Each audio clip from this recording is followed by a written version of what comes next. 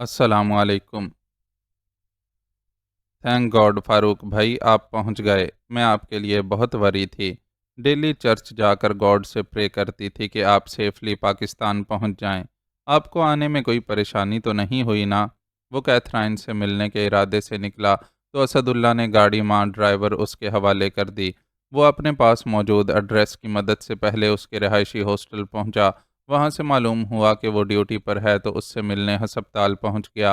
वो उसे देखकर बहुत खुश हुई और ख़वातीन की रिवायत के मुताबिक फ़ौरन आंखों में आंसू भर लाई। ये तुम्हारी और मेरे दूसरे खैर खाहों की दुआएं ही थीं जो मैं ढेरों मुश्किलात के बावजूद खैरियत से पाकिस्तान पहुंचने में कामयाब हो गया और हर मुश्किल खुद ब खुद ही आसान होती चली गई। अब मेरे सामने एक नई ज़िंदगी है। यहाँ मुझे मेरे घर वाले मिल गए हैं और मेरा इरादा है कि अब मैं उनकी खुशियों के लिए जीऊँगा। मैंने बहुत साल उन्हें अपनी जुदाई के दुख से रुलाया है।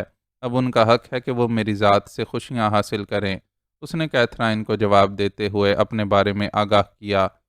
सच फारूक भाई, आप यहाँ अपने घर वालों के साथ हैं? कौन कौन है आपके घर में? आपने तो कभी अपने बारे में कुछ ढंग से बताया ही नहीं। कैथराइन इश्तियाक से पूछने लगी। जहाँ था वहाँ रहकर अपने ख़ानदान का जिक्र नहीं कर सकता था। बम्बई का एक गुंडा भला कैसे बता सकता था कि वो नवाब सलीमुल्लाह का पोता और नवाब सफ़ीउल्लाह का बेटा मुहिबुल्लाह है। बहुत इज़्ज़तदार ख़ानदान था मेरा, जिसे मैं अपने असूलों की खातिर छोड़ आया था, और अब अपने लोगों में वापस लौटा हूँ तो गिनती के चंद लोग ही बाकी बचे हैं। मैंने अपनी ज़िंदगी में बहुत अपनी मनमानी कर ली। अब मैं अपने प्यारों की खुशी के लिए जीना चाहता हूँ। वो मुख्तसरन कैथी को अपने ख़ानदान के बारे में बताता चला गया। Very sad. बहुत बड़े क्राइसिस से गुजरी है आपकी फैमिली। आपको वाकई उनका बहुत ख्याल रखना चाहिए। सब सुनकर कैथी ने तबसरा किया। मैं ऐसा ही करूँगा। तुम एक मज़े की बात सुनो, वहाँ मुझे चांदबानो भी मिली है।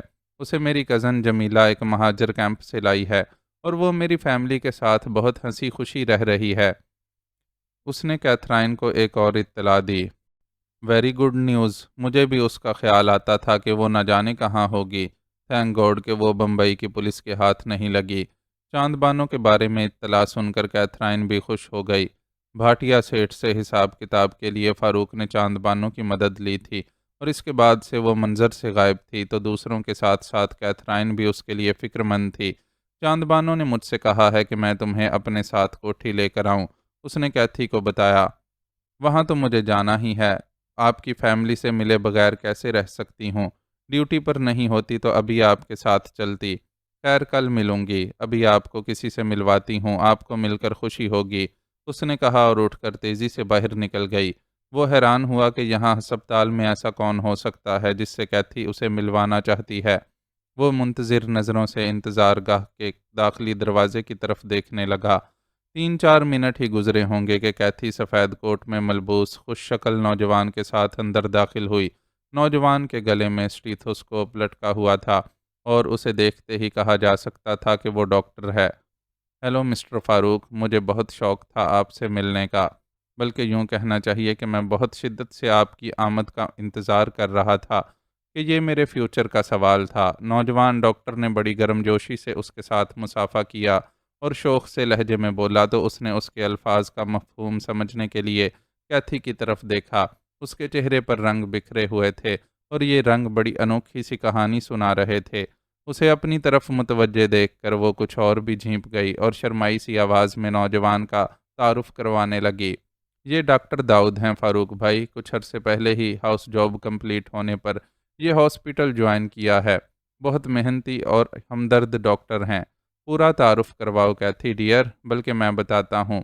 बात यह है मिस्टर फ़ारूक कि मैं डॉक्टर होने के साथ साथ इन साहिबा का उम्मीदवार भी हूँ। लेकिन इनकी शर्त थी कि पहले इनके भाई साहब तशरीफ़ लाकर मुझे ओके करेंगे, फिर ही ये मेरा प्रपोज़ल एक्सेप्ट करेंगी। तो मैं भी बड़ी पाबंदी से इनके साथ चर्च जाकर आपकी आमद की प्रे किया करता था। बाय गॉड, बचपन से डैडी की मार खाकर मुश्किल से संडे के संडे चर्च जाने वाला बंदा ज़िंदगी में पहली बार इतनी पाबंदी से चर्च गया है। उसके बोलने में बेसाख्तगी थी। उसे वो नौजवान डॉक्टर अच्छा लगा। सच था कि वो कैथी के साथ खड़ा जच रहा था और वो दोनों एक परफेक्ट कपल लग रहे थे।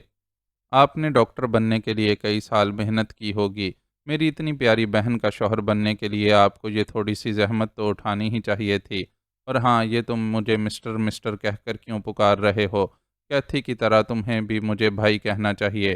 اسے ڈاکٹر داؤد اچھا لگا، اس لیے فوراً ہی تکلف کی دیواریں گرا کر اس سے اپنائیت کا اظہار کر ڈالا۔ یاہو، اس کا مطلب ہے کہ آپ نے مجھے اوکے کر دیا۔ دیکھا کیتھی، میں کہتا تھا نا کہ مجھ جیسے بانکے سجیلے نوجوان کو تمہارے بھائی ریجیکٹ کر ہی نہیں سکتے۔ ڈاکٹر داؤد کے لہجے کی شوخی اس کا جواب سن کر مزید بڑھ گئی اور وہ چہکنے لگا۔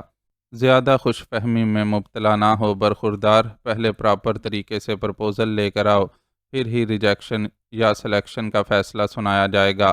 کیتھی سے تمہیں گھر کا ایڈریس مل جائے گا۔ اس نے خود پر مصنوعی سنجیدگی اور بزرگی طاری کرتے ہوئے ڈاکٹر داؤد کو ٹوکا اور پھر کیتھرائن سے مخاطب ہو کر بولا، تم کل شام میں تیار رہنا کیتھرائن، ڈرائیور تمہیں تمہارے ہاسٹل سے پک کر کے میرے پاس کوٹھی لے آئے گا۔ ہم ڈاکٹر داؤد اور ان کی فیملی کو وہیں انوائٹ کریں گے۔ اس کی ہدایات سن کر کیتھی نے فوراً فرمانبرداری سے سر ہلایا۔ البتہ ڈاکٹر داؤد کی شوخی ذرا بجھ سی گئی تھی۔ اس کی کیفیت سے محظوظ ہوتی کیتھرائن ہنسی روکنے کی جدوجہد میں خاصی بے حال ہو رہی تھی۔ میں چلتا ہوں، تم لوگ اپنی ڈیوٹی کرو، میرا بھی گھر پر انتظار ہو رہا ہوگا۔ اس نے اپنے لہجے کی سنجیدگی کو برقرار رکھا اور ڈاکٹر داؤد سے مصافحہ کرنے کے بعد کیتھی کے سر پر ہاتھ رکھ کر باہر نکل گیا۔ باہر نکلتے ہی اس کے ہونٹوں پر مسکراہٹ دوڑ گئی۔ ربن کے ساتھ رہ کر اس نے انسانوں کو پڑھنے کا اتنا ہنر تو سیکھا تھا کہ ڈاکٹر داؤد کے بارے میں یقین سے کہہ سکتا تھا کہ وہ ایک شریف اور اچھا نوجوان ہے جو کیتھی کے ساتھ مخلص ہے۔ اس نے پہلے مرحلے میں ہی اسے کیتھی کے لیے اوکے کر دیا تھا اور داؤد سے جو کچھ کہا تھا محض اسے چھیڑنے کے لیے کہا تھا، اور اس نے دیکھ لیا تھا کہ اتنی سی بات پر داؤد کیسے بجھ گیا تھا۔ یعنی وہ کیتھی کے لیے اتنی شدت سے خواہاں تھا کہ اسے پانے میں معمولی سی رکاوٹ کا اندیشہ بھی اس کے لیے سہانے روح تھا۔ اسے کیتھی جیسی پیاری لڑکی کے لیے جس نے ساری عمر محرومیوں میں گزاری تھی، ایسے ہی چاہنے والے ساتھی کی خواہش تھی، اور اس کے دل نے فیصلہ سنا دیا تھا کہ ڈاکٹر داؤد کیتھی کے لیے ایک بہت اچھا جیون ساتھی ثابت ہوگا۔ جولی عجیب سے احساسات کا شکار تھی۔ مغرب کی نماز کے بعد وہ اسد اللہ کی پریشانی کے خیال سے نہ چاہتے ہوئے بھی اپنے کمرے سے باہر نکل آئی تھی، اور اس وقت اسد اللہ نے خوشی سے چمکتے ہوئے چہرے کے ساتھ اسے اطلاع دی تھی کہ ان کا پیارا اور لاڈلا بھتیجا محب اللہ واپس آ گیا ہے۔ وہ اس اطلاع پر حیران رہ گئی کہ اسے دعا مانگے چند گھنٹے بھی نہیں گزرے اور اس کی دعا قبول بھی ہو گئی۔ اسد اللہ نے اس کی کیفیات سے بے خبر اس سے فرمائش کی کہ محب اللہ کو لوکی کا حلوہ بہت پسند ہے، اس لیے وہ اپنے ہاتھوں سے رات کے کھانے میں یہ ڈش تیار کر دے۔ وہ اسد اللہ کو ایک دو دفعہ یہ حلوہ بنا کر کھلا چکی تھی اور انہیں بہت پسند آیا تھا، اسی لیے اس وقت انہوں نے بھتیجے کے لیے اس سے فرمائش کی تھی۔ اس کے پاس انکار کی کوئی گنجائش نہیں تھی، چنانچہ فوراً باورچی خانے میں پہنچ گئی۔ اسد اللہ نے اسے بتا دیا تھا کہ محب اللہ کسی سے ملاقات کے لیے گئے ہوئے ہیں، اس لیے آج رات کا کھانا قدرے تاخیر سے تناول کیا جائے گا، لیکن کئی مراحل سے گزر کر بننے والے حلوے کو کچھ وقت درکار ہوتا تھا، اس لیے اس نے کھانے میں وقت ہونے کے باوجود فوری طور پر باورچی خانے کا رخ کیا۔ وہاں چاند بانو پہلے ہی سے موجود تھی اور خان سامہ کو باہر نکال کر خود بڑے جوش و خروش اور لگن سے کھانا تیار کرنے میں مصروف تھی۔ کیا پک رہا ہے؟ اس نے چاند بانو کی بے حد مصروفیت کو دیکھتے ہوئے اس سے دریافت کیا۔ نرگسی کوفتے، کچے گوشت کی بریانی، مٹھی کباب، بگھارے بینگن، فرنی اور اس کے علاوہ رائتا، سلاد اور چٹنیاں وغیرہ۔ چاند بانو نے مصروف سے انداز میں اس کے سوال کا جواب دیا۔ اتنا سب کچھ ایک ساتھ کیسے بناؤ گی تم؟ خان سامہ کو بھی باہر نکال رکھا ہے؟ مینیو سن کر اس نے حیرت کا اظہار کیا۔ سپہر سے مصروف ہیں، کافی کچھ تیار بھی کر لیا ہے، صرف بریانی کو دم لگانے اور کباب تلنے کا کام ہی روک رکھا ہے۔ ابھی یہ سلاد اور چٹنیوں سے فارغ ہو جائیں تو اس کام کو بھی نمٹا لیں گے۔ تھوڑی سی تاخیر اس لیے کی ہے کہ عین کھانے کے وقت ہی تیار ہو اور گرم گرم تناول کیا جا سکے۔ ہاتھوں سے مسل کر املی کا گودا نکالتے ہوئے چاند بانو نے اسے جواب دیا۔ کھانا پکانے کے کام سے اسے پہلے بھی دلچسپی تھی اور یہاں کوٹھی میں رہ کر اس نے حیدرآبادی خان سامہ سے بھی کافی کچھ بنانا سیکھ لیا تھا اور آج اپنی پوری مہارت کا اظہار کرنے کے لیے تیار تھی۔ ایسی کیا مصیبت آ گئی تھی جو ایک ساتھ ہی اتنا سب کچھ تیار کر ڈالا؟ ایک دو ڈشز سے بھی کام چل جاتا ہے، اس نے اعتراض کیا۔ ہمارا بس چلتا تو اور بھی نہ جانے کیا کچھ تیار کر لیتے، لیکن سوچا اب تو روزانہ ہی موقع ملے گا ان کی خدمت کا۔ آہستہ آہستہ ہر چیز بنا کر انہیں کھلاتے رہیں گے، نہ جانے بیچارے کب سے گھر کے کھانے کو ترسے ہوئے ہوں۔ چاند بانو کے لہجے میں کھنک اور ہونٹوں پر حیا آلود مسکراہٹ تھی۔ لوکی کش کرتے ہوئے وہ اپنی جگہ ٹھٹکی۔ اپنی اندرونی کیفیات کے باعث وہ بھول گئی تھی کہ دوپہر میں جب وہ گھر واپس آئی تھی تو چاند بانو نے اسے اپنے محبوب کی آمد کی اطلاع دی تھی، اور ابھی کچھ دیر قبل اسد اللہ نے اسے محب اللہ کی آمد سے آگاہ کیا تھا۔ تو کیا محب اللہ ہی؟ اپنے ذہن میں آنے والے خیال پر اس نے ایک بار پھر چاند بانو کے چہرے کو غور سے دیکھا۔ اپنے چہرے کے داغ کے باوجود بھی وہ خوبصورت ہی لگا کرتی تھی، لیکن آج تو بات ہی کچھ الگ تھی۔ یوں لگتا تھا کہ کوسے قضا کے سارے رنگ اس پر برس رہے ہوں، یا سورج کی روشنی میں رکھا کوئی شفاف ہیرا سترنگی روشنیاں منعکس کر رہا ہو۔ وہ اپنا کام چھوڑ کر چاند بانو کے قریب گئی اور اس سے پوچھا، کیا محب اللہ ہی وہ شخص ہیں جو تمہارے دل میں بستے ہیں؟ سوال سن کر چاند بانو کے چہرے نے مزید رنگ بکھیرے، اور ہونٹوں سے کوئی لفظ ادا کیے بغیر اس نے اپنی گردن کو اسبات میں جنبش دی۔ اس کا جواب پا کر وہ 2 قدم پیچھے ہٹی۔ اسے ادراک ہوا کہ وہ جو یہ سمجھ رہی تھی کہ محب اللہ اس کی دعاؤں کے نتیجے میں واپس لوٹ آیا ہے، تو یہ اس کی خوش فہمی تھی۔ وہ تو چاند بانو کی دعاؤں کا حاصل تھا، اور اس کے دعا مانگنے سے پہلے آ بھی چکا تھا۔ سن کر حیرت ہوئی نا؟ ہم تو خود اپنی جگہ حیران ہیں کہ وہ رب ملانے پر آئے تو کیسے سلسلے بناتا چلا جاتا ہے۔ پہلے وہ ہمیں آپ کی مدد سے یہاں لے آیا، اور پھر وہ آپ کے ام ذات کی حیثیت سے یہاں چلے آئے۔ اگر آپ ہمیں یہاں نہ لائی ہوتی تو ہماری ان سے ملاقات کیوں کر ہو پاتی؟ اپنی دھن میں مگن چاند بانو بولتی جا رہی تھی۔ وہ آہستہ سے پلٹی اور دوبارہ اپنے کام میں مصروف ہوتے ہوئے بولی، اللہ نے جب تم دونوں کی ملاقات طے کر رکھی تھی تو اسے ہر حال میں ہونا ہی تھا۔ میں تمہیں یہاں نہیں بلاتی تو اللہ پھر بھی کسی نہ کسی طرح محب اللہ کو تم تک پہنچا ہی دیتا۔ شاید آپ ٹھیک کہتی ہیں، اپنی حقیر ذات پر اللہ کی اس مہربانی کے لیے ہم اس کا جتنا بھی شکر ادا کریں کم ہے۔ چاند بانو خود میں اتنی مگن تھی کہ اسے اس کی کیفیت محسوس ہی نہیں ہوئی۔ اس نے بھی تیزی سے خود کو سنبھال لیا اور چاند بانو کے ساتھ ادھر ادھر کی باتیں کرتے ہوئے اپنا کام کرتی رہی۔ درمیان میں اس نے چاند بانو کی بھی تھوڑی سی مدد کر دی۔ جب انہیں محب اللہ کی واپسی کی اطلاع ملی تو وہ اپنے اپنے کاموں سے فارغ ہو چکی تھی۔ آج مقررہ وقت کے مقابلے میں رات کے کھانے میں خاصی تاخیر ہو گئی تھی، اس لیے محب اللہ کی آمد کی اطلاع کے ساتھ ہی فوراً کھانا لگایا جانے لگا۔ اس عمل میں بھی چاند بانو پیش تھی۔ وہ اپنا حلیہ درست کر کے آنے کا بہانہ بنا کر قصداً اپنے کمرے میں چلی گئی۔ ممکن ہوتا تو کھانے کے کمرے میں جاتی ہی نہیں، لیکن یہ آداب میزبانی کے بھی خلاف ہوتا اور اسد اللہ کو بھی ناگوار گزرتا۔ پھر ایک گھر میں رہ کر کب تک چھپا جا سکتا تھا؟ وہ خود کو مضبوط کرتے ہوئے اپنے کمرے سے باہر نکل کر کھانے کے کمرے کی طرف بڑھی۔ راستے میں ہی اسے اچانک چاند بانو مل گئی۔ بہت دیر لگا دیا آپ نے جمیلہ باجی، نواب صاحب مسلسل آپ کو پوچھ رہے ہیں۔ اسے دیکھ کر چاند بانو نے اس سے کہا تو وہ بس مسکرا کر رہ گئی اور اس کے ساتھ ساتھ چلتی ہوئی کھانے کے کمرے میں داخل ہوئی۔ سب سے پہلے اسد اللہ نے اسے دیکھا اور بولے، کہاں رہ گئی تھیں جمیلہ بیٹی؟ کھانے پر بے چینی سے آپ کا انتظار ہو رہا ہے۔ محب اللہ سے آپ کی ملاقات بھی کروانی تھی۔ پھر انہوں نے اپنے پیارے بھتیجے کی طرف رخ موڑا کہ اسے اپنی بیٹی سے متعارف کروا سکیں، لیکن اس کی تو حالت ہی عجیب تھی۔ حیرت کی زیادتی کے باعث وہ ارد گرد کو فراموش کر کے اپنی جگہ سے کھڑا ہو چکا تھا۔ اسد اللہ اس کی حیرت کی وجہ سمجھ کر مسکرا دیے اور دھیرے سے کھنکارتے ہوئے بولے، اتنے حیران کیوں ہو رہے ہیں محب اللہ؟ آپ نے انہیں صحیح شناخت کیا ہے۔ یقیناً آپ انہیں جولیٹ کی حیثیت سے جانتے ہوں گے، لیکن اب یہ ہماری جمیلہ ہیں، جمیلہ اسد اللہ۔ انہوں نے بول کر گویا اس کا سکتہ توڑ دیا۔ اس نے ایک نظر پھر اسے دیکھا جو دل کی راجدھانی پر بلا شرکت غیر حکومت کرتی تھی، جس کا ہر روپ اس کی آنکھوں کی ٹھنڈک تھا، اور جو آج ایک بدلے ہوئے روپ میں بھی اس کی دھڑکنوں کو منتشر کر رہی تھی۔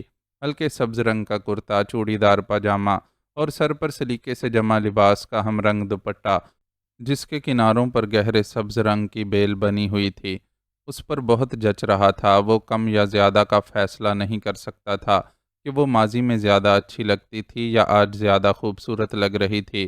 وہ اسے ہمیشہ ہر روپ میں بہت اچھی لگتی تھی، سو آج بھی بہت اچھی لگ رہی تھی کہ اصل بات تو دل کی تھی، اور دل پہلی دید سے لے کر آج تک اسی کا دیوانہ تھا۔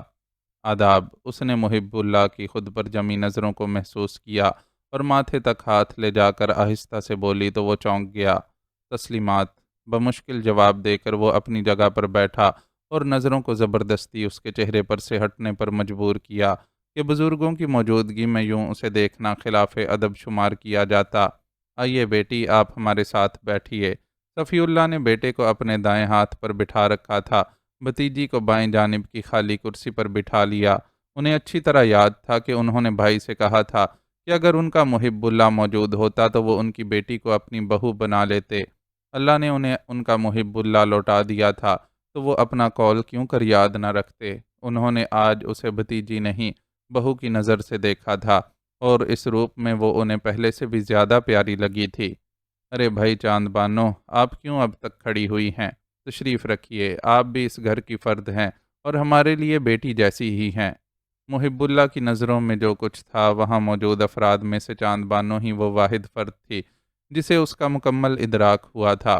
اس نے جان لیا تھا کہ جمیلہ ہی وہ لڑکی ہے جو محب اللہ کے دل میں بستی ہے اور جس کے ہوتے ہوئے وہ کسی کے لیے اپنے دل کے دروازے نہیں کھول سکتا۔ خود پر ہونے والے اس انکشاف پر وہ ٹھٹکی ضرور تھی، لیکن اسے برا نہیں لگا تھا۔ جو اس کے محبوب کو پیاری تھی، وہ بنا جانے بھی اسے عزیز رکھتی تھی، اور اب جان گئی تھی تو اس پر اور بھی پیار آ رہا تھا۔ اس کی پیاری جمیلہ باجی اگر محب اللہ کے دل کی مکین تھی تو اس کے لیے یہ اور بھی خوشی کی بات تھی۔ دو بہت پیاری ہستیاں اگر ایک ہو جائیں تو اس کا بے غرض دل اس ملاپ پر خوش ہونے کے سوا کوئی اور جذبہ محسوس نہیں کر سکتا تھا۔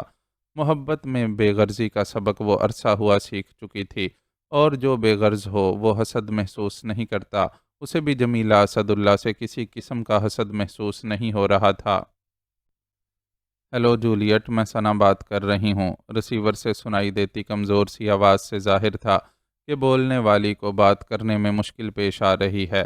وہ اپنی آنکھوں سے ثنا کا حال دیکھ کر آئی تھی، اس لیے اس کی اتنی کمزور آواز پر اسے کوئی تعجب نہیں تھا۔ کیسی ہو ثنا؟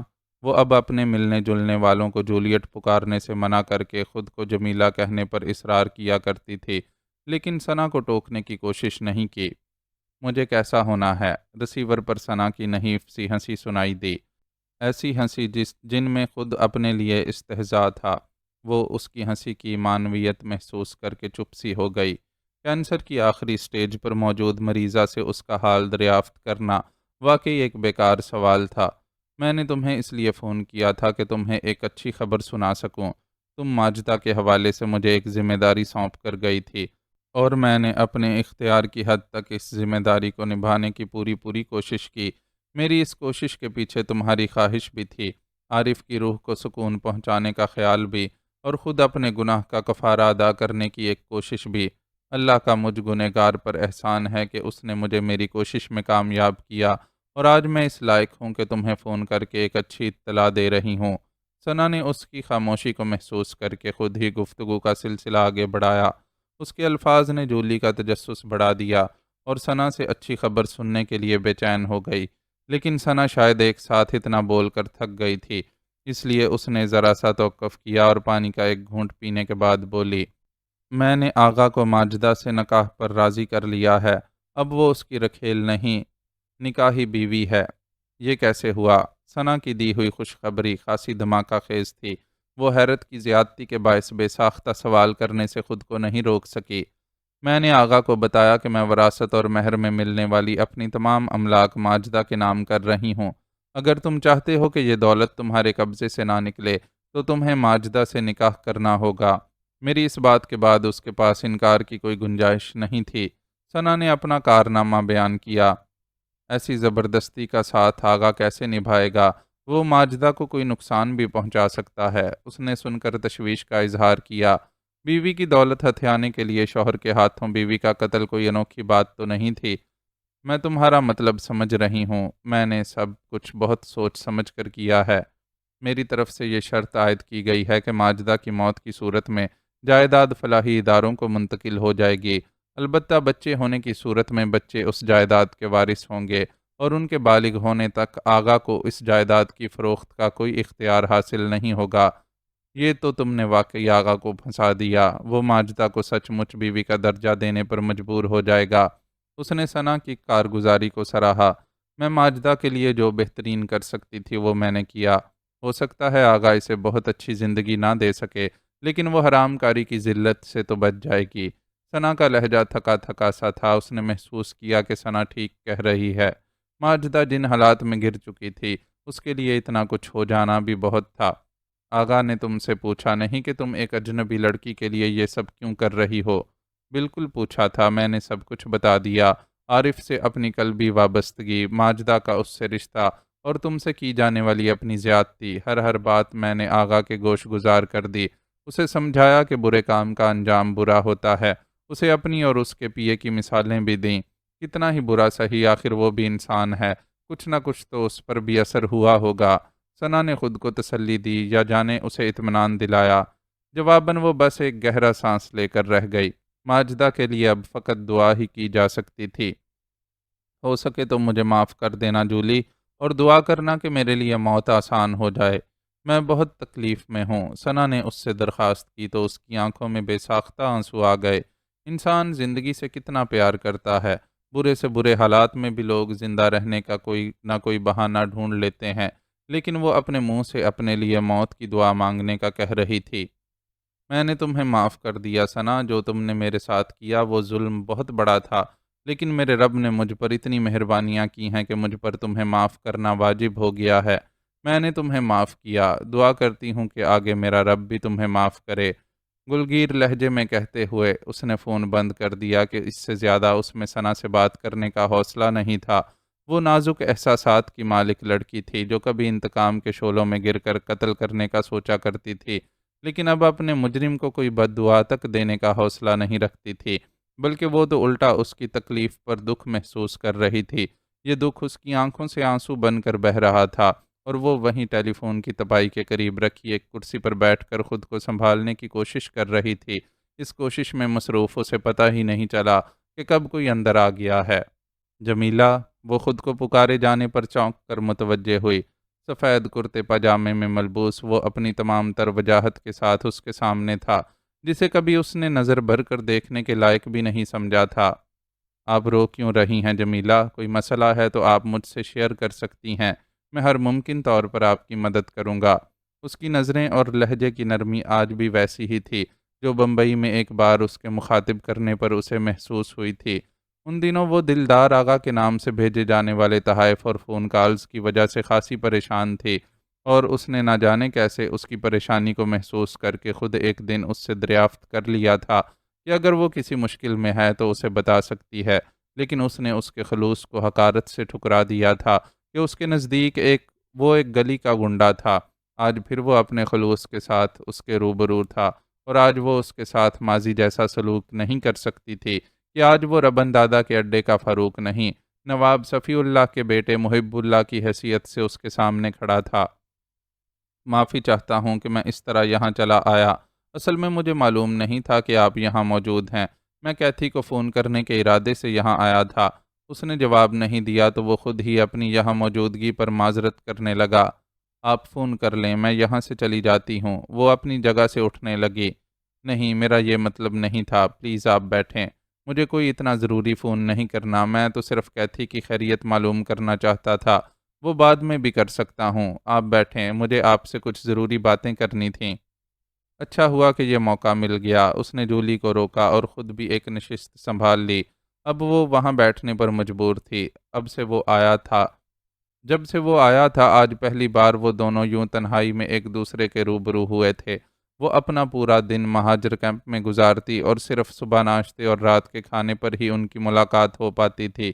اس کے بارے میں اسے چاند بانوں کی زبانی علم ہوا تھا کہ دن کا بیشتر حصہ وہ اپنے والد اور اسد اللہ کے گھر میں ہونے کی صورت میں ان کے ساتھ گزارتا ہے، یا پھر کبھی کیتھی آ جاتی ہے تو اس سے گفتگو ہوتی رہتی ہے۔ کیتھی کو اس نے کوٹھی میں رہنے کی پیشکش کی تھی، لیکن اس نے یہ کہہ کر انکار کر دیا تھا کہ ہاسٹل سے اس کے لیے اپنی جاب پر آنا جانا آسان رہتا ہے، یہاں سے ہسپتال کا فاصلہ زیادہ تھا۔ عذر مضبوط ہونے کی وجہ سے زیادہ زور بھی نہیں دیا جا سکا تھا۔ البتہ یہ طے ہو گیا تھا کہ جب کیتھی شادی کے لیے چھٹیاں لے گی تو کوٹھی منتقل ہو جائے گی اور یہیں سے ڈاکٹر داؤد کے ساتھ رخصت ہوگی۔ میں آپ سے کچھ ضروری باتیں کرنا چاہتا ہوں، لیکن ابا جان اور چاچا جان کی موجودگی میں موقع نہیں مل پاتا۔ میں آپ کے دکھ اور آنسوؤں کی وجہ اچھی طرح جانتا ہوں۔ اللہ کی قسم آپ کا ہر آنسو میرے دل پر انگاروں کی طرح گرتا ہے، اور میں ہر روز خود سے عہد کرتا ہوں کہ آپ کے مجرم کو ایسی دردناک سزا دوں گا کہ اس کی روح تک بلبلاتی رہے گی۔ میں نے اس خبیث آدمی کے بارے میں ساری معلومات اکٹھی کر لی ہیں۔ آپ یوں سمجھیں کہ میرا ہاتھ اس کی گردن پر ہے، لیکن میں صرف کیتھرائن کی شادی تک رکا ہوا ہوں۔ اس لڑکی کا بہت حق ہے مجھ پر۔ وہ مجھے اپنی سگی بہن جیسی ہی پیاری ہے، اور میں نہیں چاہتا کہ اس کی خوشیوں کے رنگ میں بھنگ پڑے۔ وہ رخصت ہو جائے تو پھر اس کے بعد دلدار آغا اس زمین پر دوسرا سانس نہیں لے سکے گا۔ یہ میرا آپ سے وعدہ ہے۔ وہ نظریں جھکائے بولتا جا رہا تھا۔ جولی نے ایک نظر اس پر ڈالی اور رخساروں پر آنسوؤں سے بن جانے والے نشانات کو صاف کرتے ہوئے دھیرے سے مسکرا کر بولی، انسان بڑا جاہل اور جلد باز ہے محب اللہ صاحب۔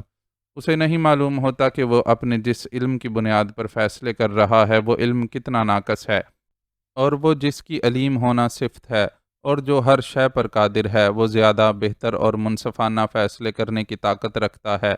میرے معاملے میں بھی اللہ نے انصاف کر دیا ہے۔ وہ اسے تمام تفصیل سے آگاہ کرتی چلی گئی۔ اف میرے اللہ، رقابت کا جذبہ انسان کو اس درجے تک لے جاتا ہے۔ مجھے اندازہ نہیں تھا۔ کون یقین کر سکتا ہے کہ جو کچھ ہوا اس کے پیچھے ایک عورت کے رقیبانہ جذبات کار فرما ہوں گے۔ سن کر وہ متحیر رہ گیا۔ عورتیں تو اپنی چالوں سے بڑی بڑی حکومتوں کا تختہ الٹ دیتی ہیں۔ عورت کو کمزور سمجھنا بہت بڑی غلطی ہوتی ہے۔ یہ تو آدمی کا نصیب ہوتا ہے کہ اسے عورت کی نفرت کا سامنا کرنا پڑتا ہے یا محبت کا، اور میرے حساب سے آپ بڑے خوش نصیب ہیں محب اللہ کہ آپ سے چاند بانو جیسی بے لوث محبت کرنے والی لڑکی اس دنیا میں موجود ہے۔ جیسی محبت وہ آپ سے کرتی ہے، ایسی محبت تو بہت نایاب اور نادر ہوتی ہے۔ آپ کو اس بے لوث محبت کی قدر کرنی چاہیے۔ وہ بہت سلیقے سے گفتگو کا رخ بدل گئی تھی۔ جس دن سے اسے یہ علم ہوا تھا کہ محب اللہ ہی چاند بانو کا محبوب ہے، اس نے فیصلہ کر لیا تھا کہ اس سلسلے میں محب اللہ سے بات کرے گی۔ وہ چاند بانو جیسی پیاری لڑکی کو اس کے دل کی خوشی دینا چاہتی تھی، اور پہلے ہی مرحلے پر اپنی اس خواہش سے دستبردار ہو گئی تھی کہ وہ اپنے زاد محب اللہ کے ساتھ ایک پرسکون اور خوشیوں بھری زندگی کا آغاز کرے۔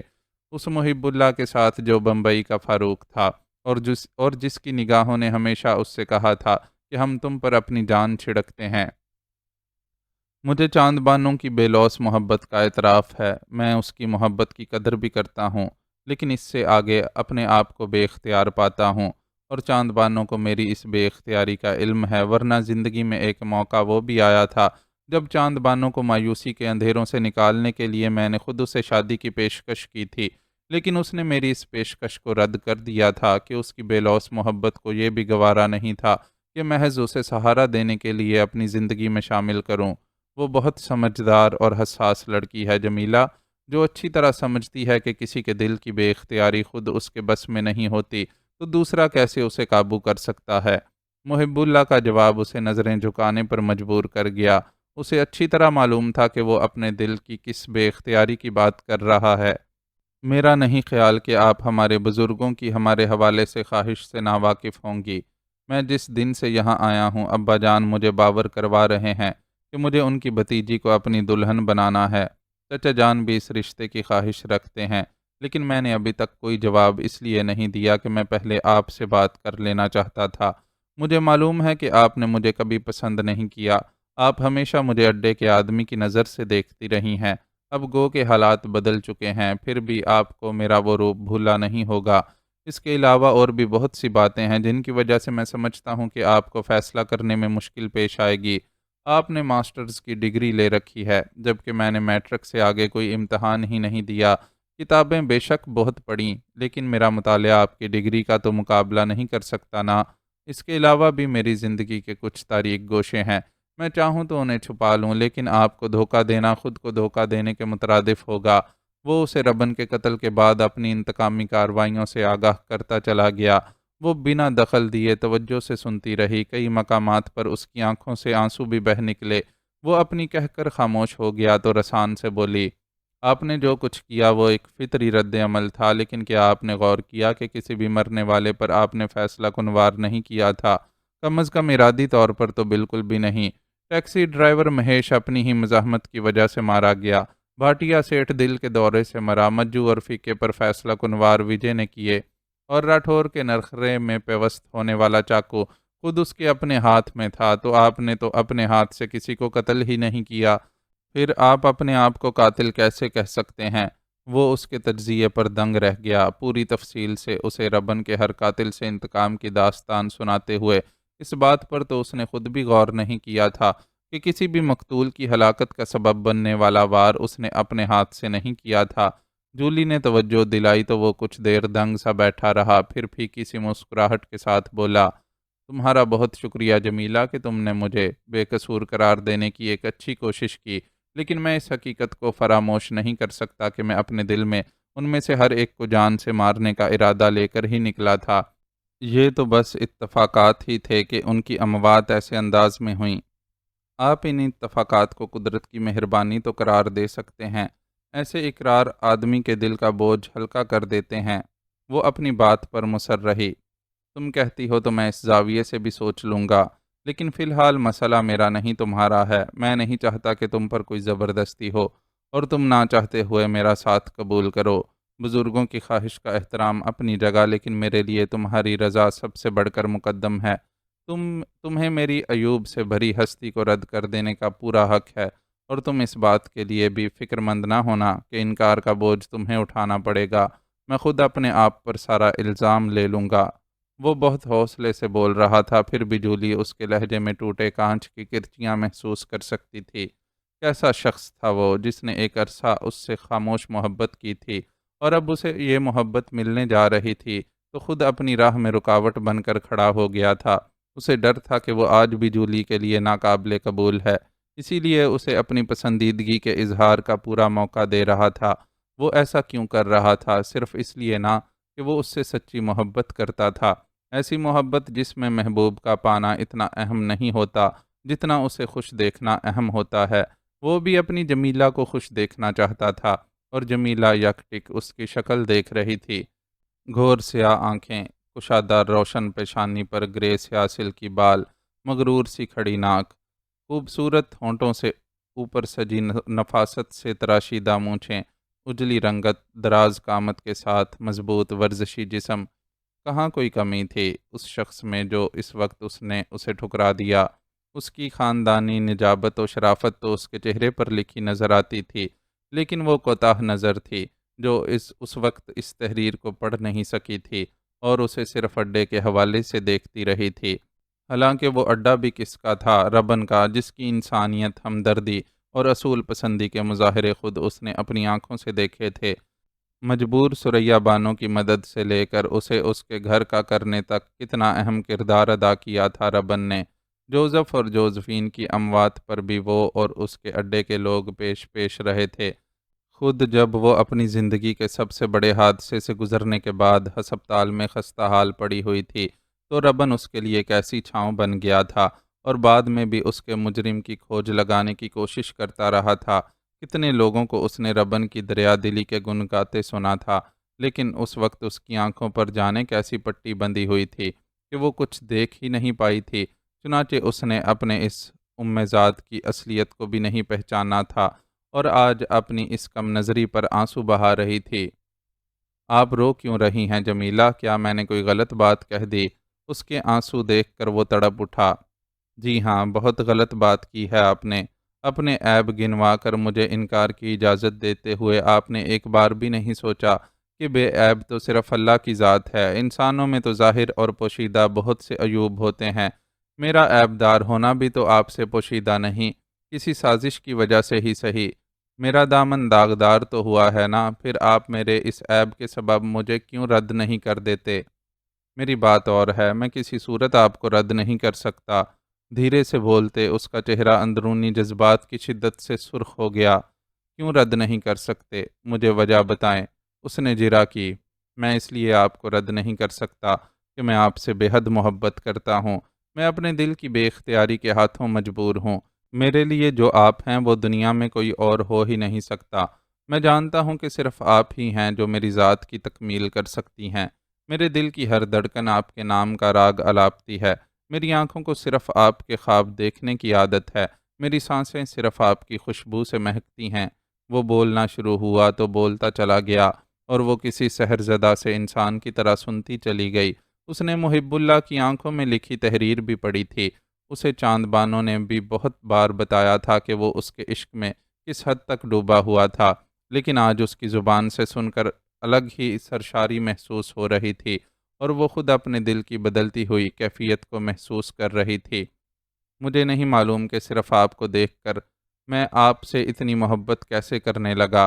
ہو سکتا ہے یہ محبت اللہ نے میرے دل میں ڈالی ہو سکتا ہے یہ خون کی کشش ہو، یا یہ بھی ہو سکتا ہے کہ اس میں کچھ نہ کچھ دخل میری اس پہلی ٹیچر کی محبت کا ہو، جن کا میں گرویدہ تھا اور جو حسن اتفاق سے آپ کی والدہ تھیں۔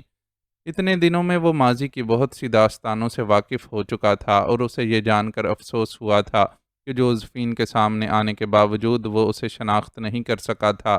جس زمانے میں جوزفین نے اسے پڑھایا وہ بہت چھوٹا تھا، اور اس کی یادداشت سے جوزفین کا چہرہ غائب ہو گیا تھا، لیکن دل میں اس کی محبت و شفقت کی دھندلی سی یاد بہرحال باقی رہ گئی تھی۔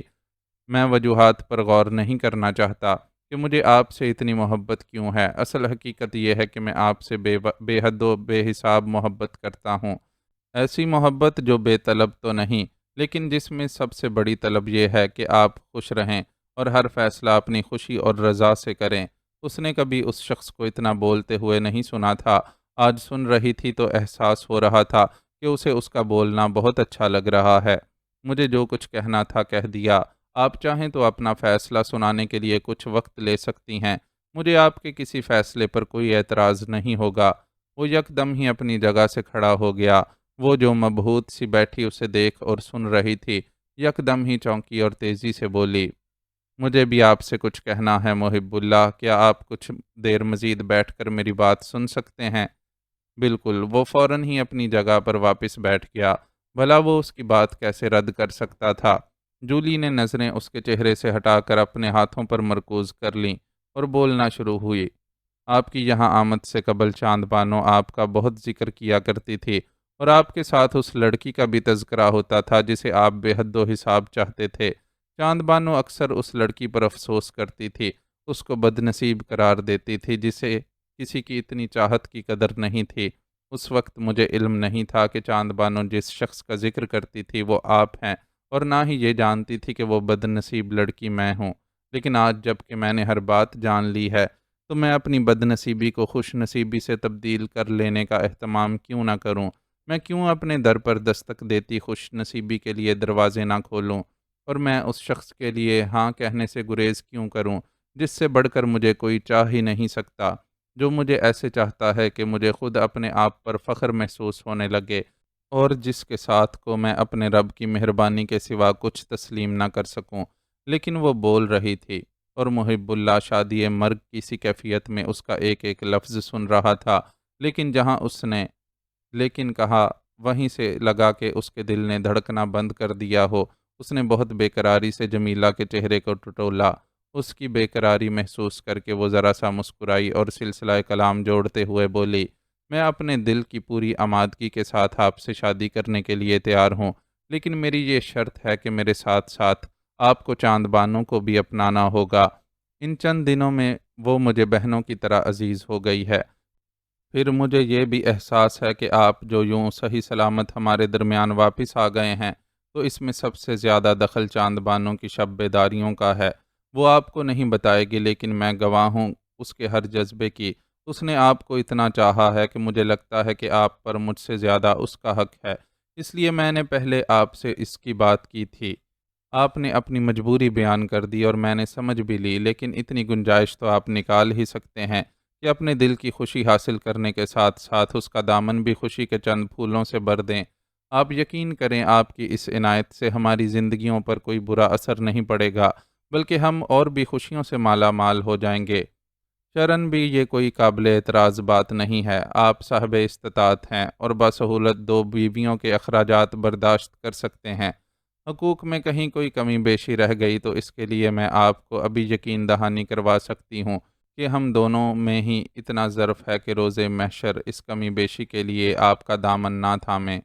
وہ اسے قائل کرنے کے لیے اسے دلائل دے رہی تھی اور وہ بے بسی سے اس کی شکل دیکھ رہا تھا۔ ایسے کیا دیکھ رہے ہیں؟ کیا آپ کو میری شرط منظور نہیں ہے؟ اس نے تیکھے لہجے میں سوال کیا۔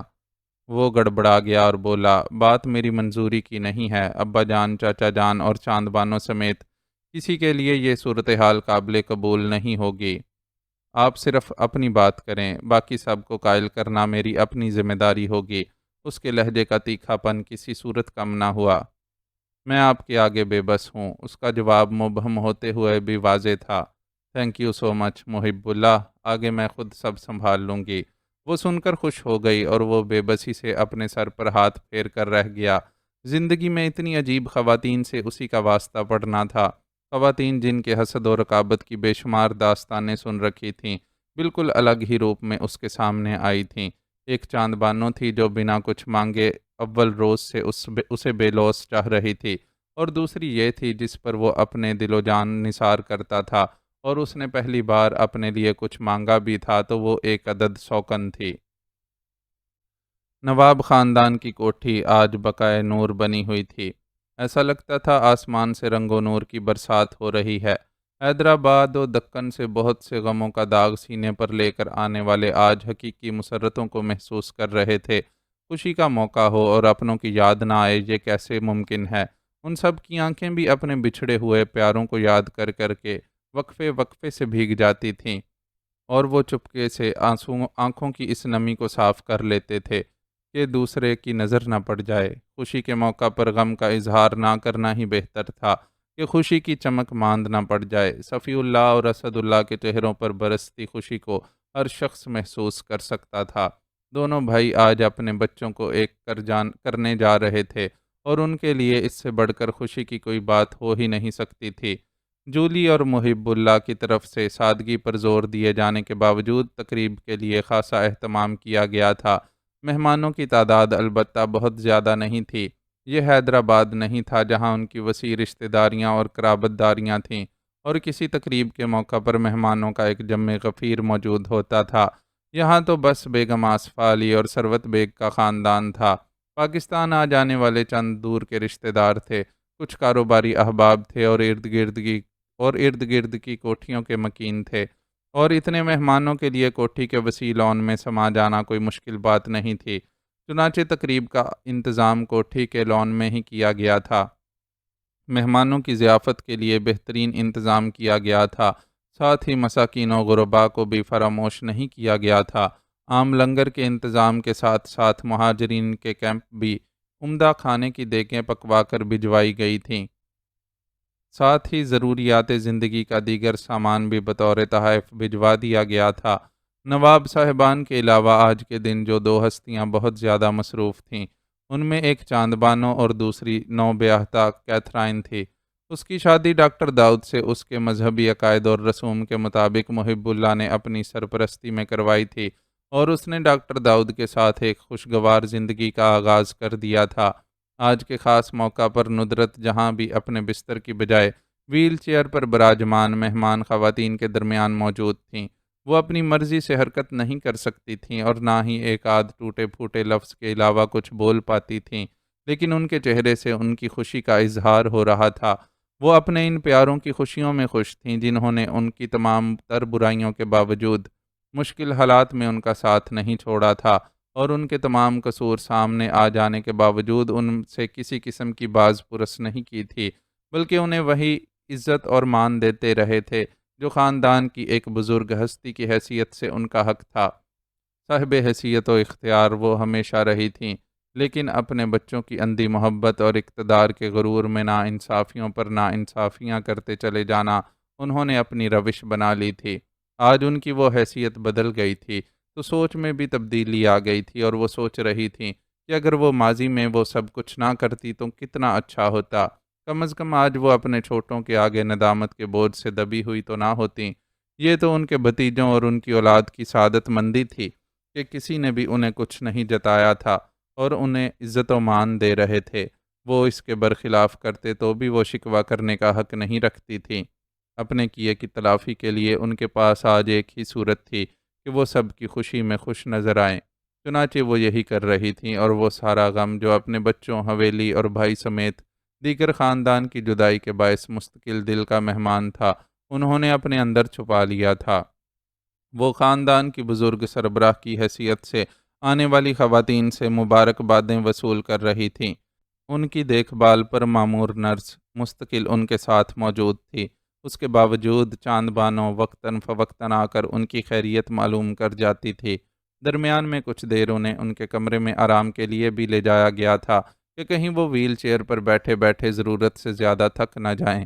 محب اللہ نے دلہا بننے کے بعد سب سے پہلے بطور خاص انہیں سلام کیا تھا اور ان کے ہاتھوں کو محبت سے چوما تھا۔ یہ وہی محب اللہ تھا جو ان کی ہٹ درمی اور بے اصولی کی وجہ سے حویلی چھوڑ گیا تھا، اور اس نے زندگی کے کئی ماہ و سال حویلی کے عیش و عشرت کو چھوڑ کر زمانے کی سختیاں سہتے ہوئے گزارے تھے۔ وہ چاہتا تو اپنے اس نقصان پر ان سے ناراضی کا اظہار کر سکتا تھا، لیکن اس نے تو الٹا ان سے معافی مانگی تھی کہ اسے ان سے ناراض ہونے کے باوجود ان کی بزرگی کے احترام کو فراموش نہیں کرنا چاہیے تھا، اور نہ ہی ہمیشہ کے لیے حویلی چھوڑ کر اپنے پیاروں کو ذہنی و قلبی کرب سے دوچار کرنا چاہیے تھا۔ تو ایسا تھا ان کے بھائی کا خاندان، جس نے بھائی ہی کی طرح ان کو بے پناہ عزت اور مان سے نوازا تھا، اور آج جب کہ وہ عمر کی بالکل آخری منزل پر تھیں تو انہیں خود سے سارے اعترافات کرنے پڑے تھے، اور ان اعترافات کے نتیجے میں وہ ان سب اچھے لوگوں کے لیے خوش اور دعا گو تھیں۔ ان کے پہلو میں ہی دلہن بنی جمیلہ اسداللہ بیٹھی ہوئی تھی، وہی لڑکی جسے جوزفین کی بیٹی کی حیثیت سے جاننے کے بعد انہوں نے اس کو کن کن برے القابات سے نہیں پکارا تھا اور اس پر کون کون سے الزامات نہیں لگائے تھے۔ اپنے بیٹے کی آوارگی کو جانتے ہوئے بھی انہوں نے سارا الزام اس لڑکی پر رکھنے کی کوشش کی تھی، اور جسے انہیں حویلی میں ایک منٹ کے لیے بھی دیکھنا گوارا نہیں تھا۔ اس لڑکی نے ان کی لاچاری میں انہیں کسی گزری بات کا طعنہ نہیں دیا تھا، انہیں نہیں جتایا تھا کہ ان پر جو کچھ گزری وہ ان کی اپنی کرنی کا بھگتان ہے، الٹا وہ حت المقدور ان کا خیال رکھتی تھی اور بڑی محبت اور عزت سے انہیں دادی کہہ کر پکارتی تھی۔ اس لڑکی جمیلہ اسداللہ پر آج ٹوٹ کر روپ آیا تھا۔ سرخ زرتار لباس میں وہ آسمان سے اتری کوئی حور دکھائی دے رہی تھی۔ زندگی میں پہلی بار اس نے اس قدر سنگھار کیا تھا۔ ٹیکا، جھومر، نتھ، کانوں کے آویزے سب ان بچے کھچے خاندانی زیورات میں سے تھے جو اسداللہ نے حویلی میں قیام کے دنوں میں اس کے حوالے کر دیے تھے، اور وہ حویلی سے نکلتے وقت انہیں وہیں اسداللہ کے کمرے میں چھوڑ آئی تھی۔ اجڑی ہوئی حویلی کا جائزہ لیتے اسداللہ کو اپنے کمرے میں اس کے خط کے ساتھ یہ زیورات بھی ملے تھے، جن کا کچھ حصہ نئی سرزمین پر اپنے قدم جمانے کے لیے انہیں فروخت کرنا پڑا تھا۔ پھر بھی بہت کچھ تھا جو ان کی بیٹی کے لیے بچ گیا تھا، اور آج وہ دلہن کے روپ میں یہ سب چیزیں اپنے تن پر سجائے بیٹھی تھی۔ گلے میں البتہ اس نے ان زیورات میں سے کچھ نہیں پہنا تھا، اور جوزفین کا وہی چین اور لاکٹ پہنے ہوئے تھی جو اسداللہ اور جوزفین کی محبت کے ایک ثبوت کے ساتھ ساتھ اس کے لیے اس کی ماں کی آخری نشانی بھی تھی۔ اس چین اور لاکٹ کو پہن کر اسے ایسا محسوس ہو رہا تھا کہ جوزفین اس کے آس پاس ہی موجود ہے، اور اس کے ساتھ جوزف بھی ہے، اور وہ دونوں اپنی لاڈلی کو خوشیوں کی راہ گزر پر قدم رکھتا دیکھ کر دھیرے دھیرے مسکرا رہے ہیں۔ ان کی خوشی کے احساس نے اس کے دل میں بھی خوشی کے راگ چھیڑ رکھے تھے۔ وہ خوش تھی کہ ایک ایسے شخص کے ساتھ اپنی نئی زندگی کا آغاز کرنے جا رہی ہے جو اسے اپنی زندگی کا حاصل سمجھتا ہے، جس کے لیے اس کا وجود وجہ خوشی ہے، جو اسے اس کی تمام خوبیوں اور خامیوں کے ساتھ چاہنے اور چاہتے رہنے کا حوصلہ رکھتا ہے، جس کے لیے اس کی عزت اپنی عزت ہے، اور جو زندگی میں کسی بھی موڑ پر اسے چھوڑ کر جانے کا سوچ بھی نہیں سکتا۔ ایک عورت کو اس سے بڑھ کر کچھ چاہیے بھی نہیں ہوتا۔ وہ بھی یہ سب پا کر خوش اور اپنے رب کی شکر گزار تھی، اور اتنی ڈھیر ساری خوشیوں کا شکر ادا کرنے کے لیے ہی اس نے چاند بانوں کے ساتھ محب اللہ کی محبت بانٹ لینے کا فیصلہ کیا تھا۔ اس فیصلے سے اس نے چاند بانوں کو بھی آگاہ کر دیا تھا، جو پہلے تو سن کر بہت جزبز ہوئی تھی اور دلائل سے اسے قائل کرنے کی کوشش کرتی رہی تھی کہ یہ ٹھیک نہیں ہوگا، لیکن جب اس نے دیکھا کہ وہ کسی صورت اپنی بات سے پیچھے ہٹنے والی نہیں ہے تو دو شرائط کے ساتھ اس کے سامنے ہتھیار ڈال دیے۔ اس نے کہا کہ کیونکہ جمیلہ اس سے عمر میں بڑی ہے اس لیے اس کی شادی پہلے ہونی چاہیے۔ دوسری شرط اس نے یہ رکھی کہ فی الحال نواب صاحبان سمیت کسی کو بھی اس بات سے آگاہ نہ کیا جائے تاکہ وہ جمیلہ اور محب اللہ کی شادی پر بغیر کسی بوجھ کے لطف اٹھا سکیں۔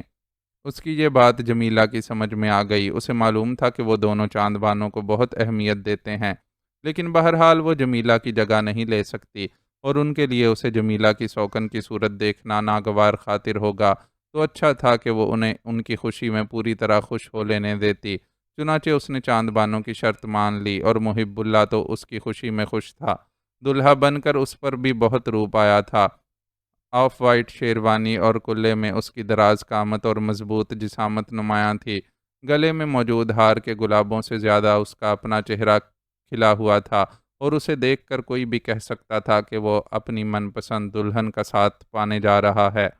خوشی کے اس موقع پر اپنے بچھڑ جانے والے خاندان، ربن اور اڈے کے ساتھیوں سمیت وہ سب لوگ یاد آئے تھے جو زیست کے اس سفر میں اسے ملتے اور اپنا کردار ادا کرتے رہے تھے۔ وہ اپنی زندگی میں آنے والے ان سارے کرداروں کو کبھی فراموش نہیں کر سکتا تھا، لیکن یہ بھی حقیقت تھی کہ اسے اب ان سب کے بغیر ہی زندگی کاٹنے کا آغاز کرنا تھا۔ اس زندگی کا آغاز جو اس کی من پسند ساتھی کے ساتھ گزرنے والی تھی، اور جس کے لیے وہ اپنے رب کی مہربانی کا شکر گزار تھا۔ دنیا کے جھمیلے ختم ہوئے اور سارے رسوم و رواج انجام کو پہنچ گئے، تو اسے جمیلہ کے ساتھ تخلیہ میسر آیا۔ وہ جمیلہ جو جولیٹ تھی، جو اس کے من کے سنگھاسن پر بیٹھی تھی، اور جسے جولی کہہ کر پکارنا بھی دل کو اچھا لگتا تھا۔ نام کچھ بھی رکھ لیا جاتا، بس وہ تھی جس کے سوا کوئی اور اس کی ذات کو مکمل کر ہی نہیں سکتا تھا۔ اسے بے تحاشا چاہنے والی چاند بانوں بھی نہیں کہ دل کے اپنے تقاضے ہوتے ہیں، اور آج شب زفاف اس خاموش محبت کرنے والے کو بھرپور موقع ملا تھا کہ وہ اپنی داستان دل کھل کر اسے سناتا۔ اس نے ایک ایک پل کی داستان سنائی تھی کہ وہ کیسے کیسے اس کے لیے تڑپتا تھا، اور اس کی ایک دید اسے کیسی خوشی عطا کر دیتی تھی۔ اپنی بے چینیاں، بےتابیاں اور محرومیاں سب اس نے جولی کے گوش گزار کر دی تھیں۔ اس نے یہ بھی بتایا تھا کہ ربن نے اسے اس کے حصول کے لیے کس حد تک پیشکش کر ڈالی تھی۔ وہ اس پر بھی راضی ہو گیا تھا کہ اس کا لاڈلا، اس کا فاروق ایک لڑکی کے لیے اسے چھوڑ جائے، یا پھر وہ اپنے ہی اصولوں کی خلاف ورزی کرتے ہوئے جولی کو زبردستی اس کی زندگی کا ساتھی بنا دے۔ لیکن اس نے کچھ بھی قبول نہیں کیا تھا کہ وہ اسے اس کی رضا سے حاصل کرنا چاہتا تھا، اور آج یہ کرشمہ بھی ہو ہی گیا تھا۔ اس کی محبتوں کی داستان سنتی جمیلہ کو اس پل خود پر ناز محسوس ہوا تھا کہ وہ کسی کو ایسے مطلوب تھی کہ کائنات کے سارے عوامل مل کر انہیں ملانے کے لیے متحرک ہو گئے تھے، اور بے شمار رکاوٹوں اور مشکلوں کے باوجود وہ دونوں ایک نقطے پر آ کر آخر کار یکجا ہو گئے تھے۔ یہ ملن کی رات تھی، یہ شکرانے کی رات تھی، اور انہوں نے اس رات کا ایک ایک پل جاگتے ہوئے، ایک دوسرے کو پانے کی خوشی کو محسوس کرتے ہوئے اور اس کا شکر ادا کرتے ہوئے گزارا تھا۔ صبح نماز فجر کی باجماعت ادائیگی کے لیے محب اللہ قریبی مسجد کی طرف روانہ ہوا تھا، تو وہ بھی اپنے رب کے حضور کھڑی ہو گئی۔ نماز کے بعد جب وہ اپنے نم بالوں کو سنگھار میز کے سامنے بیٹھی ہوئی سنوار رہی تھی، تو ایک ملازمہ نے اس کے کمرے میں قدم رکھا۔ وہ اس سے دریافت کر رہی تھی کہ نئے دلہا دلہن ناشتے میں کیا پسند فرمائیں گے۔ چاند بانو کہاں ہے؟ ملازمہ کی آمد پر حیران اس نے دریافت کیا۔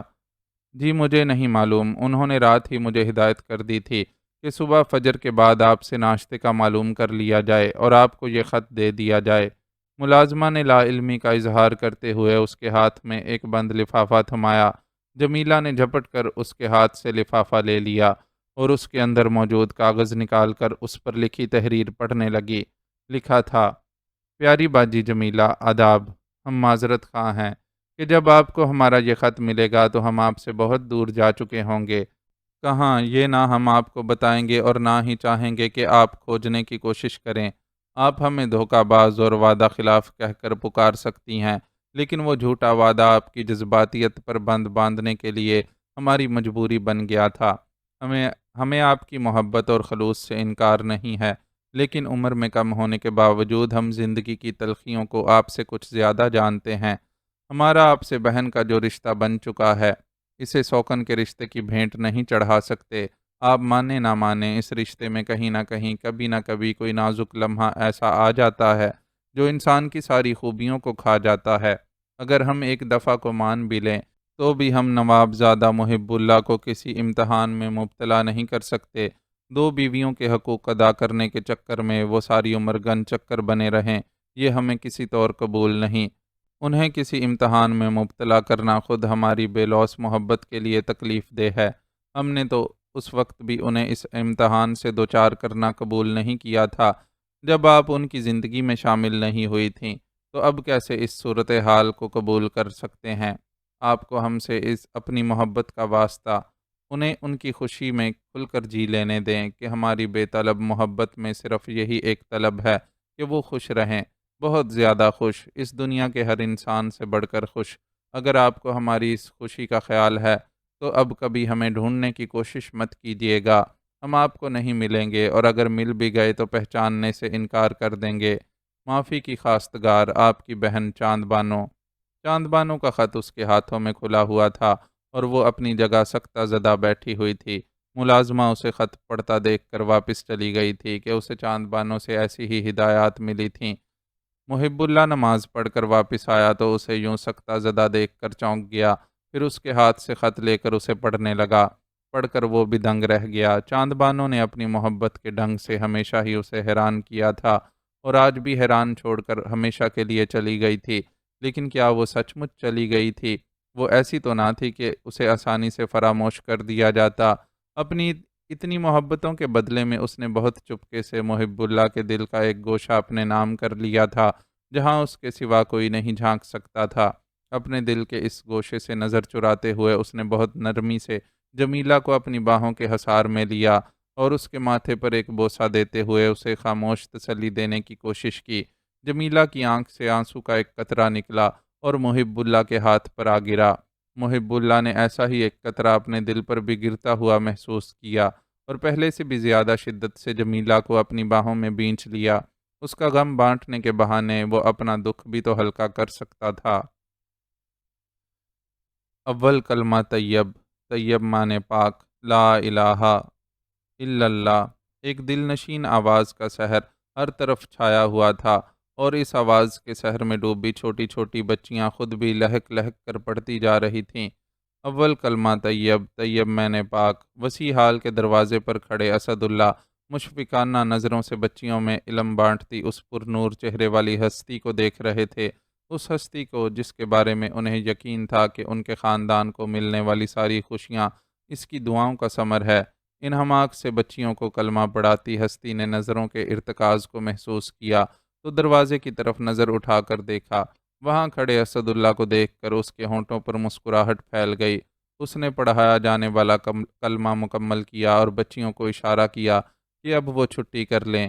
بچیاں اپنے قاعدے جزدانوں میں لپیٹنے لگیں۔ اسد اللہ نے اشارہ کیا کہ بچیوں کو کچھ دیر کے لیے روک لیا جائے۔ اسی وقت مسجد کا خادم مٹھائی اور پھلوں کے ٹوکرے اندر لا کر رکھنے لگا۔ خادم کی آمد پر بچیوں کی استانی نے اپنی چادر کو ماتھے پر کچھ اور آگے کھینچ لیا تھا، لیکن چادر کی آڑ میں اس کی خوبصورت آنکھیں جگر جگر چمکنے لگی تھیں۔ ان ٹوکروں کو دیکھ کر اس نے جان لیا تھا کہ اسد اللہ کوئی خوشخبری کی خبر لائے ہیں۔ حلیمہ، اپنی سب ساتھیوں میں یہ مٹھائی اور پھل تقسیم کر دو، پھر تم لوگ چھٹی کر لینا۔ اس نے جماعت کی سب سے بڑی بچی کو ہدایت کی اور خود اسد اللہ کے قریب چلی آئی۔ السلام علیکم چاچا جان، اس نے بہت ادب سے انہیں سلام کیا۔ وعلیکم السلام بیٹی، سدا خوش رہو۔ اسد اللہ نے نرم لہجے میں بہت شفقت و محبت سے اس کے سلام کا جواب دیا۔ آئیے بیٹھک میں چلتے ہیں۔ خوشخبری سننے کی بے چینی کے باوجود اس نے رکھاؤ سے کام لیا اور انہیں اپنے ساتھ لیے ہوئے ایک کمرے میں پہنچ گئی۔ کمرے کے فرش پر شفاف اور اجلی چاندنی بچھی ہوئی تھی اور سجاوٹ کے نام پر دیوار پر محض ایک تغرا لگا ہوا تھا جس پر سنہری حروف میں آیت کریمہ لکھی ہوئی تھی۔ اس بار کافی دن بعد آمد ہوئی آپ کی، ہم بہت شدت سے آپ کا انتظار کر رہے تھے۔ اس نے اسد اللہ سے باقاعدہ گفتگو کا آغاز کیا۔ ہمیں آپ کے انتظار کا احساس تھا، لیکن کچھ مصروفیت تھی اور کچھ یہ خیال کہ اب خوشخبری لے کر ہی آپ کے پاس آئیں گے، اس لیے کچھ تاخیر ہو گئی۔ انہوں نے اپنا جملہ مکمل کیا ہی تھا کہ دروازے پر دستک کی آواز ابھری۔ اسد اللہ جلدی سے اپنی جگہ سے اٹھے اور دروازے پر جا کر انابی رنگ کے کمبل میں لپٹے نومولود کو خادم کے ہاتھوں سے لے لیا۔ وہ جو ان کے پیچھے ہی آ کھڑی ہوئی تھی، نومولود کو دیکھ کر بے قرار ہو گئی اور بڑی بیتابی سے اسے اسداللہ کے ہاتھوں سے لے لیا۔ پہلے اس کی وارفتہ نظروں نے بچے کے چہرے کو چھوا، پھر نرم گلابی ہونٹ اس کے ایک ایک نقش پر بوسہ دینے لگے۔ ہمیں آپ کی خوشی کا اندازہ تھا، اس لیے خوشخبری کے ساتھ ننھے شہزادے کو بھی دیدار کے لیے آپ کے پاس لے آئے۔ ان کی آیا باہر گاڑی میں بیٹھی ہوئی ہے۔ رازداری برقرار رکھنے کے لیے ہم نے انہیں اندر لانا مناسب نہیں سمجھا۔ اسداللہ نرم سی نگاہوں سے اس کی محبت کے مظاہرے کو دیکھتے ہوئے اسے بتا رہے تھے۔ بہت شکریہ چاچا جان، یہ آپ کا ہم پر ایک اور احسان ہے۔ ہم بتا نہیں سکتے کہ اس وقت ہم کتنے خوش ہیں۔ وہ کتنی خوش تھی، یہ تو اسے کسی کو بتانے کی ضرورت ہی نہیں تھی۔ خوشی اس کی ایک ایک ادا سے چھلک رہی تھی۔ احسان کیسا بیٹی، ہم تو خود آپ کی محبتوں کے مقروض ہیں، اسداللہ نے آہستہ سے کہا، اور خود اس دن کی یادوں میں ڈوب گئے جب چاند بانو مدد کی درخواست لیے ان کے روبرو آئی تھی۔ اس روز اس نے انہیں جولی کی ضد سے آگاہ کرنے کے ساتھ ساتھ محب اللہ سے اپنی تعلق کی نوعیت کھل کر بیان کی تھی، اور واضح الفاظ میں انہیں بتایا تھا کہ وہ جمیلہ کی خواہش پوری کرنے کا کوئی ارادہ نہیں رکھتی، لیکن اکیلے دنیا کی بھیڑ میں قدم رکھتے ہوئے بھی خوفزدہ ہے، اور ان سے بس اتنی مدد چاہتی ہے کہ وہ اس کے لیے کسی محفوظ ٹھکانے کا بندوبست کر دیں۔ اسداللہ کے لیے وہ لمحات بہت آزمائش والے تھے۔ ایک طرف وہ خوفزدہ تھے کہ اگر جمیلہ اور محب اللہ کو اس معاملے میں ان کے کردار کا علم ہو گیا تو وہ ان سے خفا ہو جائیں گے۔ دوسری طرف انہیں چاند بانو کی باتوں میں دم محسوس ہو رہا تھا۔ شاید دل میں کہیں ایک باپ کے خود غرضانہ جذبات بھی پنہاں تھے، جو اپنی بیٹی پر کسی سوکن کا، چاہے وہ سوکن چاند بانو جیسی لڑکی ہی کیوں نہ ہو، سایہ نہیں دیکھنا چاہتے تھے۔ چنانچہ انہوں نے چاند بانو کا مطالبہ مان لیا تھا، اور جامع مسجد کے امام صاحب کے تعاون سے مسجد سے ملحقہ اس مدرسے میں اس کی سکونت کا انتظام کر دیا تھا۔ وہ بہت باقاعدگی سے اس کی خبرگیری کرتے رہتے تھے، اور مدرسے کی بھی بھرپور مالی معاونت کرتے رہتے تھے۔ اس لیے چاند بانو یہاں بہت اچھی اور پرسکون زندگی گزار رہی تھی۔ اللہ سے اس نے پہلے لو لگا لی تھی، اب اپنے رب کے کلام کو پھیلانے میں بھی اپنا کردار ادا کر رہی تھی، اور اپنی زندگی سے بہت مطمئن تھی۔ ہمیں شرمندہ نہ کریں چاچا جان، آپ کے مقروض ہونے کا تو سوال ہی پیدا نہیں ہوتا۔ آپ نے ہماری بات سمجھ کر ہمارے لیے جو کچھ کیا وہ ہمارے لیے ایک مہربانی تھی۔ اگر آپ انکار کر دیتے تو ہم اپنے ارادے میں اتنے پختہ تھے کہ اس رات ہر حال میں کوٹھی چھوڑ دیتے، لیکن اس صورت میں ہمیں اتنی محفوظ و پرسکون پناہ گاہ میسر نہ آ سکتی تھی۔ اس نے اپنے الفاظ سے اسداللہ کے دل کا بوجھ ہلکا کرنے کی کوشش کی، اور گہری نیند سوئے ہوئے نومولود کی پیشانی پر ایک اور بوسہ ثبت کرتے ہوئے بولی، ماں باپ دونوں کے نقوش چرائے ہیں صاحبزادے نے، ہم ان کے چہرے پر محب اللہ اور جمیلہ باجی دونوں کی جھلک دیکھ رہے ہیں۔ ٹھیک فرمایا، ہر ایک کی بچے کے بارے میں یہی رائے ہے۔ اسداللہ نے اس کی تائید کی۔ نام کیا رکھا گیا ہے؟ ننھے نوابزادے کا۔ موصوف کتنے دن کے ہو گئے ہیں؟ اس کی پر اشتیاق پر محبت نظریں بچے کے چہرے سے ہٹنے کا نام ہی نہیں لے رہی تھیں۔ کل رسم عقیقہ ادا کی جائے گی، اور اسی موقع پر ہی نام بھی رکھا جائے گا۔ ہم آپ کے پاس انہیں اسی لیے لے کر آئے ہیں کہ آپ انہیں دیکھ کر ان کے لیے کوئی نام تجویز کر دیں۔ ہم؟ اسداللہ کی خواہش جان کر وہ حیران ہوئی اور بولی، یہ تو خاندان کے بزرگوں اور ماں باپ کا حق ہوتا ہے کہ وہ بچے کا نام رکھیں۔ آپ ہمیں یہ ذمہ داری کیوں سونپ رہے ہیں؟ کیونکہ ہمارے نزدیک آپ ہی اس کی سب سے زیادہ حقدار ہیں۔ آپ سے بڑھ کر ہمارے خاندان اور اس بچے کا کوئی خیر خواہ اور چاہنے والا نہیں ہو سکتا۔ اسی لیے ہم یہ حق آپ کو تفویض کر رہے ہیں کہ آپ اس بچے کا نام تجویز کریں۔ ہم گھر میں یہ کہہ کر بچے کو اپنے ساتھ لائے ہیں کہ بچے کا نام رکھوانے اسے ایک نیک ہستی کے پاس لے جا رہے ہیں۔ کسی نے ہمارے اس عمل پر اعتراض نہیں کیا، اس لیے آپ کو بھی کوئی اندیشہ نہیں ہونا چاہیے۔ برائے مہربانی اب آپ جلدی سے کوئی نام تجویز کر دیں تاکہ موصوف کو ان کی والدہ کے پاس واپس پہنچایا جا سکے۔ یہ نہ ہو کہ بھوک لگ جانے کی صورت میں یہ صاحبزادے ہنگامہ برپا کر دیں۔ اسداللہ نے اس کے پاس انکار کی کوئی گنجائش نہیں چھوڑی تھی۔ اس نے ایک بار پھر اپنی نظروں سے بچے کے ایک ایک نقش کو چوما اور دھیمی آواز میں بولی، یہ بچہ ہم سب کے لیے ہمارے رب کی نوازش ہے، اس لیے ہم چاہتے ہیں کہ اس کا نام رب نواز رکھا جائے۔ وہ محب اللہ کی ربن سے بے پناہ محبت سے واقف تھی، اور یہ بھی جانتی تھی کہ اگر اسے موقع دیا جاتا تو وہ اپنے بچے کے لیے یہی نام تجویز کرتا، اس لیے اسے یہی نام دیا۔ ماشاءاللہ، بہت پیارا نام ہے۔ اسداللہ نے اس کے رکھے نام کو پسند کیا اور بولے، اب اجازت دیجیے بیٹی، بچے کو ماں کے پاس بھی پہنچانا ہے اور کل کی تقریب کے لیے بھی انتظامات کرنے ہیں۔ اسد اللہ نے رخصت طلب کی تو اس نے خوشی سے انہیں اجازت دے دی۔ وہ چلے گئے، تب بھی وہ دیر تک سرشاری کیفیت میں بیٹھی رہی۔ آج وہ اپنی بے طلب محبت میں مکمل سرخرو ہو چکی تھی۔ وہ محبت کے اس مقام پر تھی جہاں محبوب کو پانا ثانوی چیز بن جاتی ہے اور دل دیتے چلے جانے پر مسرور رہتا ہے۔ اس نے بھی کچھ نہ پا کر سب کچھ پا لیا تھا، اور اس کی محبت کا شیش محل پوری آن سے کھڑا جگر جگر کر رہا تھا۔ وہ اپنے رب کی شکر گزار تھی کہ اس محل کے کسی آبگینے پر خود غرضی کا معمولی سا داغ بھی موجود نہیں۔ اپنی اس شکر گزاری کے اظہار کے لیے وہ اپنی جگہ سے اٹھی اور جائے نماز پر قبلہ رو ہو کر کھڑی ہو گئی۔ محبت کرنے والے دل سے زیادہ شکر گزار کوئی نہیں ہوتا، چنانچہ وہ بھی اپنے رب کا شکر ادا کر رہی تھی۔ معزز ناظرین و سامعین، لائک، کمنٹس اور شیئر ضرور کریں۔ شکریہ۔